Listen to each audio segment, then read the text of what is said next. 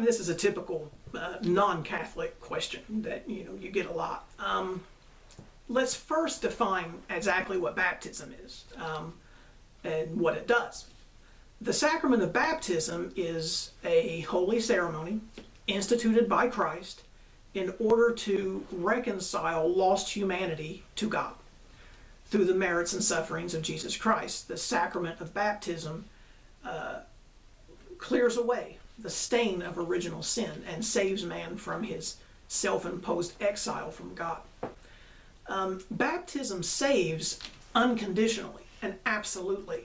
It is a free and loving gift from God. We don't deserve it, and we cannot merit it. And to even a further degree, our own understanding of it does not increase or decrease its effectiveness. Okay?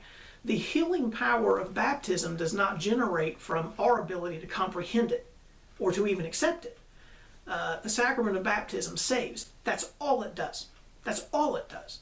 So if you have a 24-year-old profoundly autistic man, a boy, his comprehension level will never be beyond that of an average 3-year-old.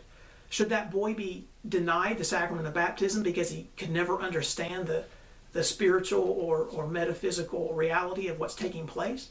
Well, of course not. He needs the rescuing effect of baptism, just like everyone else. His soul is starving for it. And whether he can articulate his need for it or not, it remains. The best visual that I can give of this is, imagine a large ocean liner has sank in the middle of the dark sea, like the Titanic, except there's no lifeboats, okay? So there's thousands of people struggling to stay alive in the cold, dark water. And inside an hour, all of them will experience muscle failure and they'll begin to drown to death. Most of them won't even last that long. They fight and scream, gasp for breath, and you find yourself in the middle of all of it, in a small one-man paddle boat. And your heart breaks at the scene of devastation that's before you. But there's nothing you can do. If only you could help them in some way. As you paddle your way through the carnage and praying for the many victims of this tragedy, you look down at the bottom of your paddle boat, and to your amazement, you find a life vest, an orange life preserver just sitting there at your feet. You don't remember bringing it. You don't remember it being there before, but now it's there.